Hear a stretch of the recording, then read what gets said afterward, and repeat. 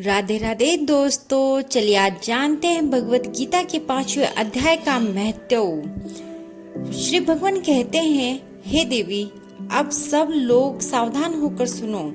मध्य देश में प्रोकुतपुर नामक एक नगर है। उसमें पिगल नाम में एक ब्राह्मण रहता था।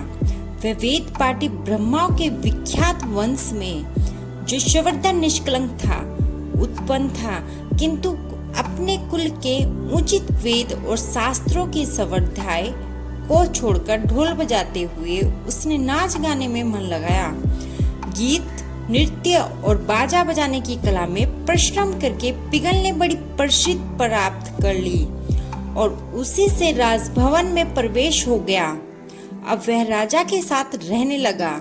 स्त्रियों के सिवा उसका और कहीं मन नहीं लगता था।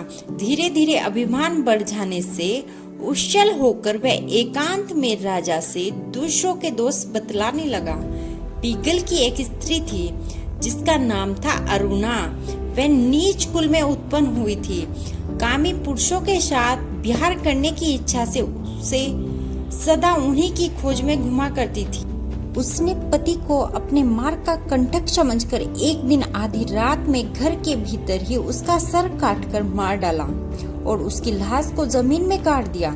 इसी प्रकार प्राणों से विमुक्त होने पर वह यमलोक पहुंचा और भीषण नरकों का उपभोग करके निर्जन वन में गिद्ध हुआ।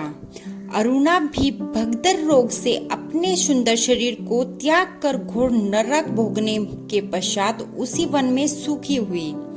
एक दिन वह दाना चुगने की इच्छा से इधर उधर फुदक रही थी। इतने में ही उस गिद्ध ने पूर्वजन्म के वैर का स्मरण करके उसे अपने तीखे नखों से फाड़ डाला। शुकी घायल होकर पानी से भरी हुई मनुष्य की खोपड़ी में गिरी। गिद्ध पुनः उसकी ओर झपटा। इतने में ही जाल फैलाने वाले भेलिये ने उसे भी बाणों का निशाना बनाया। उसके पूर्व जन्म की पत्नी सूखी उस खोपड़ी के जल में डूबकर प्राण त्याग चुकी थी। फिर वह क्रूर पक्षी भी उसी में गिरकर डूब गया। तब यमराज के दूत उन दोनों को यमराज के लोक में ले गए। वहां अपने पूर्व कर्त पाप कर्म को याद करके दोनों ही भयभीत हो रहे थे। तदंतर यमराज ने जब उनके घृणित कर्मों पर दृष्टिपात किया, तब उन्हें मालूम हुआ कि मृत्यु के समय अकस्मात खोपड़ी के जल में स्नान करने से इन दोनों का पाप नष्ट हो चुका है। तब उन्होंने उन दोनों को मनोवांछित लोक में जाने की आज्ञा दी। यह सुनकर अपने पाप को याद करते हुए वे दोनों बड़े ही विस्मय में पड़े और पास जाकर धर्मराज के चरणों में प्रणाम करके पूछने लगे, भगवान, हम दोनों ने पूर्व जन्म में अत्यंत घृणित पाप का संचय किया है। फिर हमें मनोवांछित लोकों में भेजने का क्या कारण है, बतलाइए। यमराज ने कहा, गंगा के किनारे वट नामक एक उत्तम ब्रह्मज्ञानी रहते थे। एकांतवासी, ममता रहित, शांत, विरक्त और किसी से भी द्वेष न रखने वाले थे। प्रतिदिन गीता के 5वें अध्याय का जप करना उन्हें सदा नियम था। 5वें अध्याय को श्रवण कर लेने पर महापापी पुरुष भी सनातन ब्रह्मा को ज्ञान प्राप्त कर लेता है। उसी पुण्य के प्रभाव से शुद्ध होकर उन्होंने अपने शरीर का परित्याग किया था।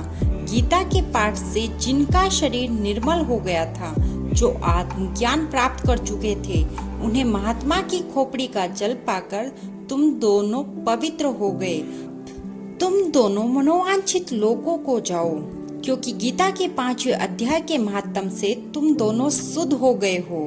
श्री भगवान कहते हैं, सबके प्रति समान भाव रखने वाले धर्मराज के द्वारा इस प्रकार समझाए जाने पर दोनों बहुत प्रसन्न हुए और विमान पर बैठकर वैकुंठ धाम को चले गए।